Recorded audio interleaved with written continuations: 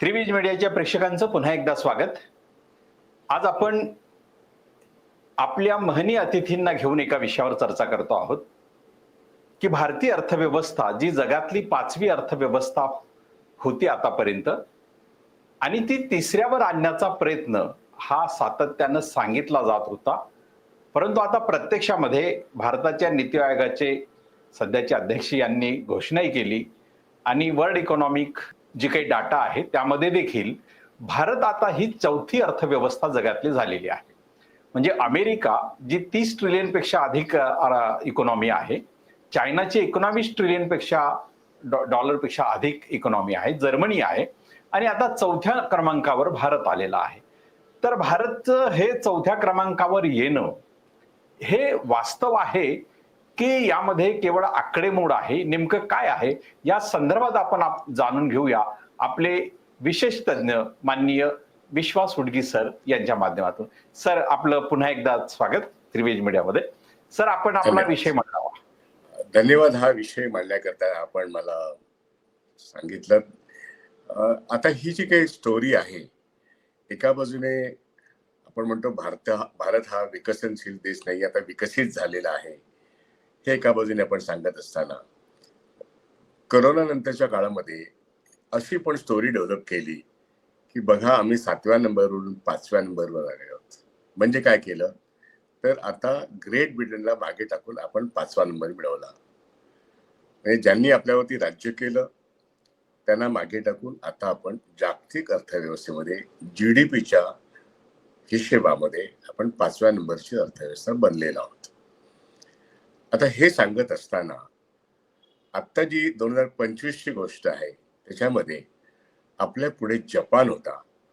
आपण आता जपानला मागे टाकून 4थ्या नंबरवरती आलो. म्हणजे आपल्यानंतर कोण आता? जपान आहे आणि ग्रेट ब्रिटन आहे असं सांगण्याचा प्रयत्न आता आपले जे काही नीती आयोगाचे अध्यक्ष ते करतात. आणि ह्याला सपोर्टिंग डॉक्युमेंट जे आहे ते असं आहे की इंटरनॅशनल मॉनिटरी फंडाने आत्ताच जो अहवाल दिला अगदी 2 दिवसापूर्वी त्यात असं म्हटलं की इंडिया 2025च्या त्याच्यामध्ये एस्टिमेट जे आहेत, अंदाजित सुधारित त्यांचा अंदाज जो आहे त्याच्यामध्ये की भारत हा जगातली 4थी अर्थव्यवस्था बनू शकेल इतक्या वेगाने वाढत आहे. आता हे IMF ने दिलेले आकडे हे एस्टिमेट आहेत. हे वस्तुस्थितीच्या वगैरे आधारित आकडे आहेत का? तर त्याचा अर्थ स्वच्छ नाही असा आहे. पण मग IMF कडून आलेला हा रिपोर्ट एक आधार मानून, ते एक सत्य मानून, वास्तवातले आकडे म्हणून, ते एस्टिमेटचे आकडे अंदाज व्यक्त केला IMF ने. असं होतं की जागतिक बँक, IMF, अनेक वित्तीय संस्था हे वर्षाचा अंदाज जाहीर करतात.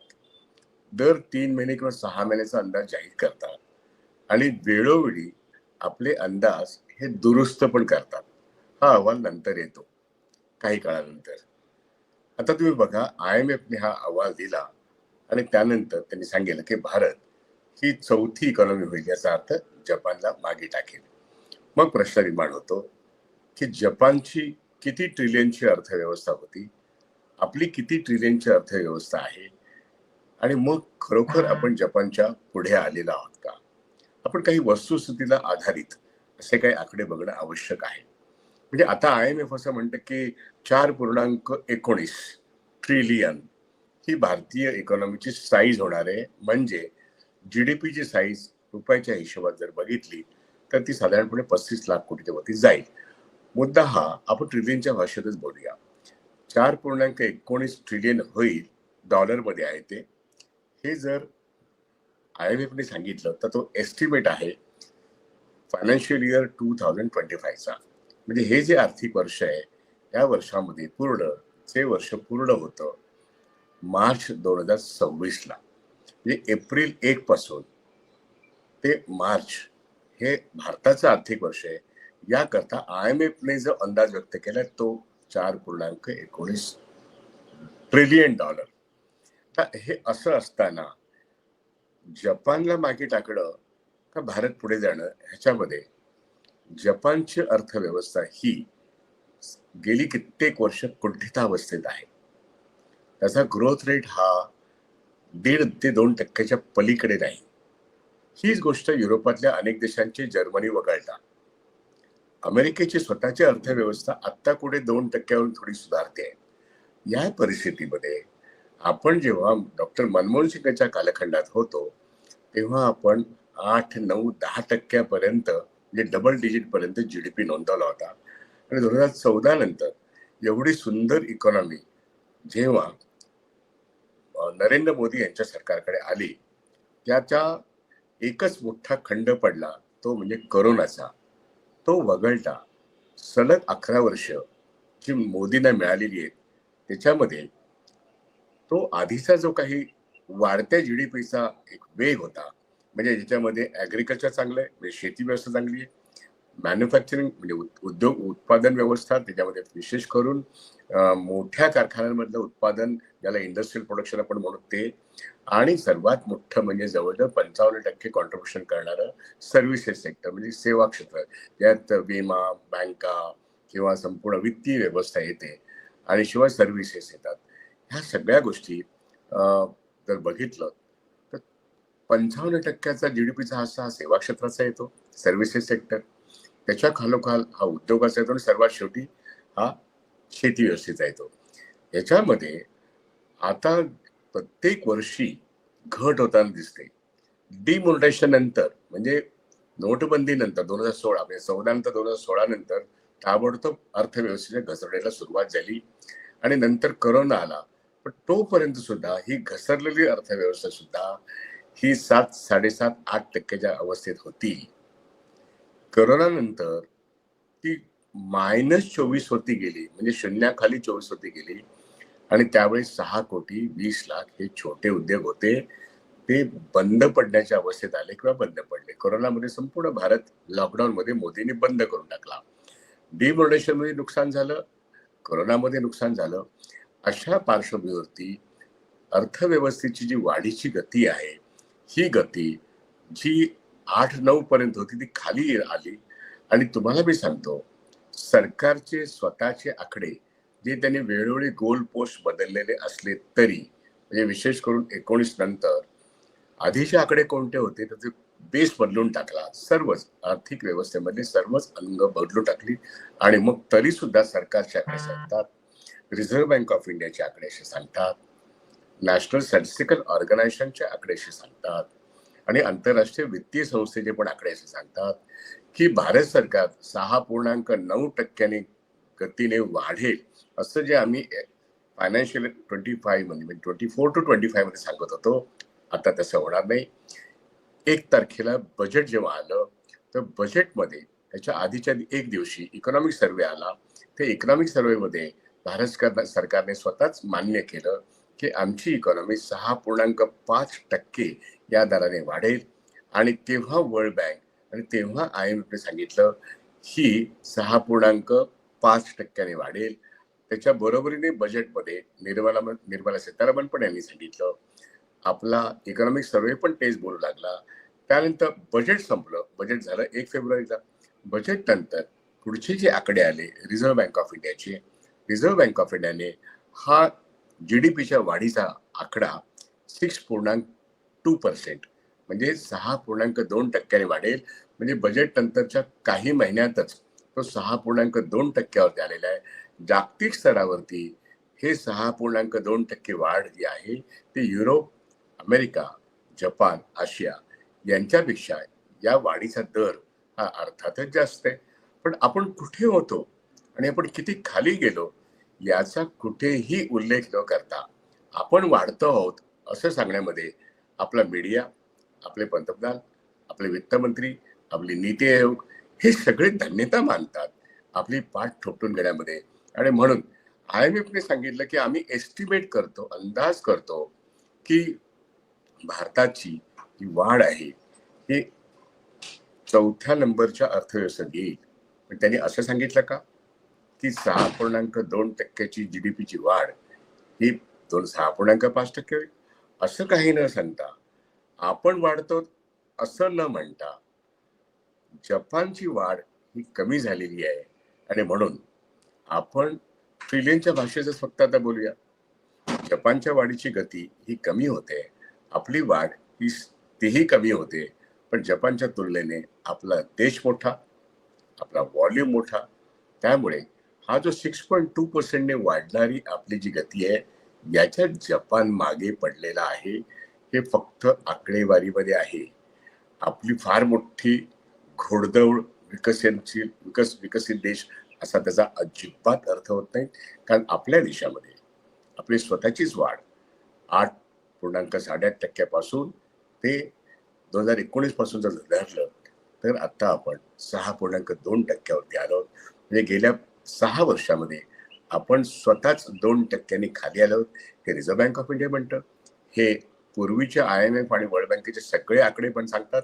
आणि ही आपण आपल्या देशातली शेतीची अर्थव्यवस्था, आपल्या देशातलं एकूण मॅन्युफॅक्चरिंग सेक्टर अजूनही जो 6.20 कोटी संख्येने SMEs आणि MSMEs होतात, त्यातले निम्म्याहून जास्त अजूनही बंद आहेत.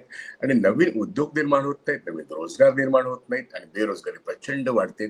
अशा ह्या अवस्थेत आपली विकसित अर्थव्यवस्था म्हणणारे लोक आता नुकत्याच आलेल्या बातम्या, गेल्या 1.5 वर्षामध्ये आपल्या शेअर मार्केटमधला मोठा पैसा, जवळजवळ 4 लाख कोटीहून जास्त पैसा हा फॉरेन इन्स्टिट्यूशन इन्व्हेस्टर्स वापस गेलाय. तो सातत्याने दर आठवड्याला येत पण असतो, परंतु एकूणच फॉरेन डायरेक्ट इन्व्हेस्टमेंट जी आहे ही जवळजवळ 96% कमी झालेली आहे. असा आत्ता ताजा अहवाल सांगतो की नेट FDI म्हणजे नक्त फॉरेन डायरेक्ट इन्व्हेस्टमेंट ही 96% कमी झालेली आहे.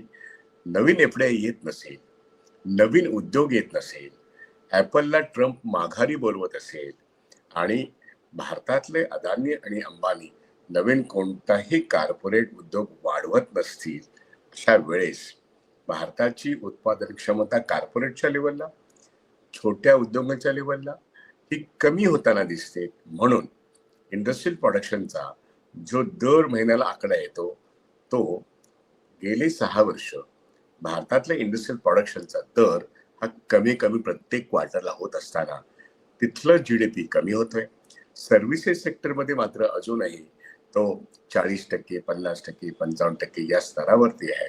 पण त्याचं व्हॉल्यूम, त्याची क्वांटम हे कमी आहे. आणि शेतीमध्ये जरी करोना काळात शेती हा एकमेव व्यवसाय व्यवस्थित चालला, तरी त्याच्यामध्ये एकूण वाढ ही अत्यंत मर्यादित आहे. शेती व्यवस्था ही दुरवस्थेच्या लेवलला आहे. अशा वेळेस भारताचा GDP हा जो आता 4.19 ट्रिलियन डॉलर हा जो एस्टिमेट आहे, आजही 52 लाख कोटीचं आपलं बजेट हे जर आपण लक्षात घेतलं तर भारताची अर्थव्यवस्था ही फार तर पावणे 4 ट्रिलियन डॉलरची आहे असं म्हणता येईल. अशा अवस्थेत आपण आहोत. त्यामुळे 4.25 ट्रिलियन डॉलरवरून आपण 4.19 वरती जाऊ, हे सध्या तरी एक कपोल कल्पित आकडे आहेत, ज्या पार्श्वभूमीवरती आपल्या अर्थव्यवस्थेची गेले वर्षभर स्थगिती आहे, किंबहुना गेले 2 वर्ष स्थगिती आहे. अशा वेळेस कशाच्या आधाराने आपण 4.19 ट्रिलियन गाठू, हा प्रश्न भारतातल्या अर्थतज्ञांना, भारतीय संख्याशास्त्रज्ञांना, रिझर्व्ह बँक ऑफ इंडियाला पडलेला असताना IMFचा एक रिपोर्ट घ्यायचा आणि त्याच्या आधाराने एक प्रोपॅगंडा चालवायचा, हेच या सरकारचं धोरण आहे. आता ग्रेट ब्रिटन फार मोठ्या अवस्थेत वाढत नाहीये, जपान वाढत नाहीये, पण आकडेवारीनुसार आपण वाढतो. म्हणजे जे वाढणारे देश आहेत त्यांची गती कमी होते, हे त्यातलं सत्य आहे. जगभरच मंदीमुळे त्यांच्या म्हणजे भांडवलशाही विकसित देशांच्या अर्थव्यवस्थेमध्ये एक फार मोठा, ज्याला म्हणतो आपण मंदी आलेली आहे, रिसेशन आलेली आहे. आणि त्यामुळे त्यांच्या अर्थव्यवस्थेमध्ये मोठी स्थगिती आलेली असताना आपली अर्थव्यवस्था ही फार मोठ्या प्रमाणात एक्सपोर्ट ओरिएंटेड नाहीये, ती इम्पोर्ट ओरिएंटेड आहे.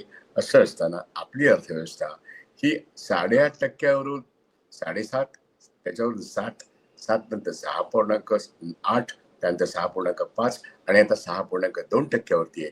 हे RBIचे आकडे सांगतात, हे भारताचे नॅशनल स्टॅटिस्टिकल ऑर्गनायझेशनचे आकडे सांगतात. आणि मग GDPचा हिशोब बघितला तर तुम्हाला सांगतो, बजेटवरून जे काही दिसतं, सरकारच्या आकड्यावरून जे काही दिसतं, ते आपण 4.25 ट्रिलियन या आकड्यांवरती स्थिरावलेलो आहोत बजेट नंतर, आणि दिवसेंदिवस आपले सर्व आकडे म्हणजे अर्थव्यवस्थेमध्ये जे मुख्यतः प्रमाण मानले गेले रेशो आहेत हे खालच्या लेवलचे आहेत, वरच्या लेवलचे नाहीत. आपण नोज डायव्हिंग म्हणजे टेक ऑफ वाली इकॉनॉमी आणि फार मोठं विकसित करतो असं काही अर्थ नाहीये.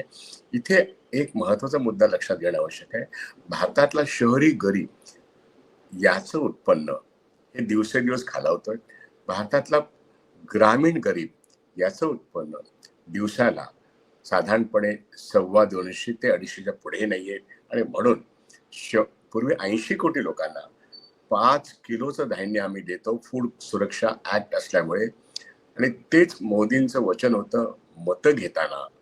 आता ते 80 कोटी गरीब ते 100 कोटी गरीब झालेत. म्हणजे आम्ही 100 कोटी लोकांना 5 किलोचं धान्य पुरवतो, कारण तो फूड सिक्युरिटी ऍक्ट आहे. म्हणून एवढ्याच पुरतं जर विचार करायचा झाला तर या देशामध्ये 142 कोटी लोक आहेत, 100 कोटी फक्त 5 किलोच्या धान्यावरती जगणारे आहेत. म्हणजे ते बिलो पॉवर्टी लाईन आहेत. त्यांचं उत्पन्न 8,000 ते 12,000 दरमहा आहे. या लोकांना फक्त त्यांच्या जीवनावश्यक वस्तू खरेदी करण्याचीच त्यांची ताकद आहे, एवढीच त्यांची पर्चेसिंग पॉवर आहे.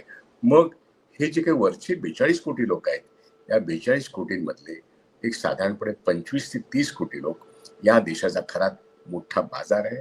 आणि म्हणून या देशात ते निर्माण होतं श्रीमंत लक्झुरियस गुड्स किंवा अन्य काही असतील, याचा बाजार म्हणजे या देशातला मध्यम वर्ग आणि श्रीमंत लोक आहेत. हे खरं आहे. आणि म्हणून भारतीय अर्थव्यवस्था ही अत्यंत विषमतेने भरलेली, अधिकाधिक गरीब, फार थोडे श्रीमंत, 142 कोटी जनतेत 25 कोटीचा हा मध्यम वर्ग हाच जर्मनीपेक्षा, जपानपेक्षा, किंबहुना अमेरिका एवढा आणि ब्रिटनपेक्षा मोठा हा बाजार आहे. आणि हा बाजार आपल्या जीडीपीचा एक मोठा वाटा हिस्सा घेऊन ठेवतो. आणि म्हणून आपल्याला हे आकडे तर वाढलेले दिसतात. म्हणजे कधीतरी आपण 5 ट्रिलियन होऊ हे निश्चित, पण कधी हो? 2022चा वायदा करणारे मोदी आपण 2025 मध्ये आहोत, तरीही आपण 5 ट्रिलियन तर नाहीच, पण 4 ट्रिलियन पण नाही. त्यामुळे जपानची अर्थव्यवस्था खाली जाते असं सांगण्यासाठी भारताची व्यवस्था किती मोठी झाली आहे हे बघा. म्हणजे आकडेवारीमध्ये आपण पाचव्याला मागे टाकलं, चौथ्याला मागे टाकलं, अशा तऱ्हेची भाषा ही जी आहे ती अत्यंत भ्रामक आहे. भारतातली गरिबी वाढते, भारतातले मोठभर श्रीमंत अधिक श्रीमंत होत आहेत, आणि 25 कोटीचा मध्यम वर्ग हाच या देशाचा खरा कन्झम्पशन किंवा पर्चेसिंग पॉवर असलेला वर्ग आहे. ही एक रोखठोक वस्तुस्थिती असताना ट्रिलियनच्या आकडेवारीमध्ये, या जंजाळामध्ये हा केवळ प्रचाराचा मुद्दा आहे. हे आकडेमोड हे एस्टिमेट्सच्या स्वरूपात कधी वर्ल्ड बँक, कधी IMF, कधी आणखी कुठली तरी वित्तीय संस्था करते, आणि त्याचा इथे सातत्याने आपली माध्यमं किंबहुना आपलं सरकार प्रचाराकडे वापरतं. वास्तविक असं आहे की आपण करोनाच्या आधी आणि करोनाच्या नंतर 2014 नंतर वाढलेल्या इकॉनॉमीचा आपण काही ऍडव्हान्टेज घेऊ शकलो नाही. आणि म्हणून आता 6.2% ही जे काही जीडीपीचा रेट आहे, जो बजेटच्या वेळेस मांडण्यात आला होता की आम्ही 6.5 नाही तर 6.2% या वर्षाचं जीडीपी गाठू, असं जेव्हा निर्मला सीतारामन म्हणतात, असं जेव्हा आपलं इकॉनॉमिक सर्वे म्हणतो, तेच खरं आहे. बाकी IMFचा अंदाज हे नंतर पुन्हा 3 महिन्यात तुम्हाला दिसेल हे अंदाज खोटे आहेत. आता जपान मागे पडत असेल म्हणून भारत पुढे गेला असा त्याचा अर्थ होत नाही. किंबहुना मी असं म्हणेन की येस बँक नावाची एक भारतीय बँक आहे प्रायव्हेट सेक्टर मधली, या बँकेचा ताबा भारत सरकारच्या हस्ते जपानच्या सुमिटोमो नावाच्या बँकेला सुपूर्द करण्याचा एक नवीन डाव खेळला जातोय. भारतातल्या खासगी बँका आता धोक्यात आहेत असं म्हणण्याची पाळी आहे. जो जपान आपल्या मागे आहे त्याला भारतातली एक खासगी बँक घ्यायला भारत सरकार कसं काही प्रवृत्त करतायत असाही प्रश्न. जपानला मागे टाकून भारतीय अर्थव्यवस्थेने 4था नंबर पटकवलाय. त्याच्याकरता स्वतःची पाठ ठोकून घ्यायची आणि त्याकरता IMFचा रिपोर्ट वापरायचा, या सगळ्या कृत्या अगदी जुन्या आहेत.